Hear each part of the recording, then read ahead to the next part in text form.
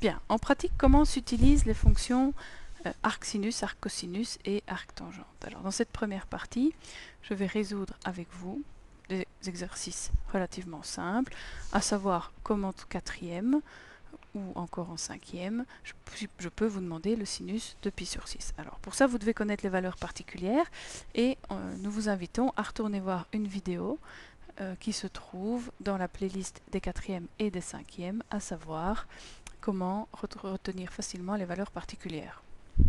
Alors, le sinus de pi sur 6, ce n'est rien d'autre que 1 demi. Le sinus de 30 degrés est égal à 1 demi. Le sinus de 5 pi sur 6, 5 pi sur 6, ça correspond à un angle de 150 degrés, donc qui se trouve juste en face finalement de pi sur 6, puisque ce sont des angles supplémentaires, et son sinus est aussi égal à 1 demi. Alors, si maintenant à la calculatrice, vous tapez arc-sinus ou sinus moins 1 de 1 demi, la calculatrice va vous renvoyer, si elle est programmée en radians en tout cas, pi sur 6. Et il n'est pas question d'aller répondre 5 pi sur 6 comme on aurait tendance à le faire. Alors pourquoi? Parce que la fonction arc-sinus, comme on vient de la définir, je vous rappelle que le domaine de cette fonction, c'est l'intervalle moins 1, 1. Jusque-là, ça va, puisque la valeur que j'ai mise comme argument de arc-sinus est bien comprise dans l'intervalle moins 1, 1. Et l'ensemble image, donc autrement dit la réponse attendue, quant à elle, doit être contenue dans l'intervalle moins pi demi, pi demi. Ce qui est bien le cas de pi sur 6. Alors, pour ceux qui ont besoin de le visualiser sur le cercle, en fait, l'ensemble image moins pi demi, pour la fonction arc-sinus correspondra toujours finalement à un angle qui se trouve dans le demi-cercle de droite lorsque vous dessinez le cercle trigonométrique. Et on voit bien que 5 pi sur 6, si je le place sur le cercle, 5 pi sur 6 se trouve dans le demi-cercle de droite.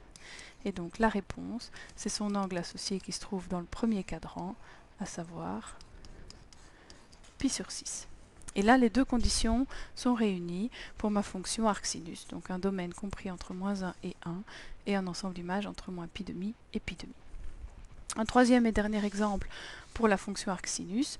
Si je vous demande arc-sinus de 3, alors vous pouvez tout à fait le taper à la calculatrice pour vous en assurer, mais je peux vous dire que l'arc-sinus de 3 est tout simplement impossible à calculer, étant donné que 3 n'appartient pas à l'intervalle moins 1, 1. Donc j'ai donné un argument ici dans l'arc-sinus qui n'appartenait pas au domaine de la fonction. Alors il en est de même, si je vous mets comme exemple, par exemple, l'arc-sinus de pi demi. Alors, si pi demi vous le prenez pour un angle, ben, c'est tout simplement pas possible de calculer l'arc-sinus d'un angle, mais en plus pi demi, si on en revient à une valeur réelle, pi demi ça fait 3/14 divisé en 2, donc à savoir 1,57, et 1,57 n'appartient pas à l'intervalle moins 1, 1. Donc l'arc-sinus de pi demi est impossible aussi.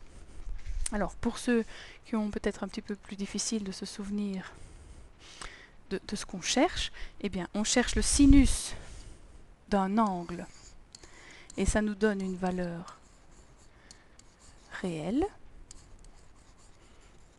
Par contre, on cherche l'arc-sinus d'une valeur réelle et on trouve toujours un angle. Vous pourriez vous poser la question en français, quand je cherche l'arc-sinus de 1 demi, ça revient à se demander quel angle a un sinus égal à 1 demi.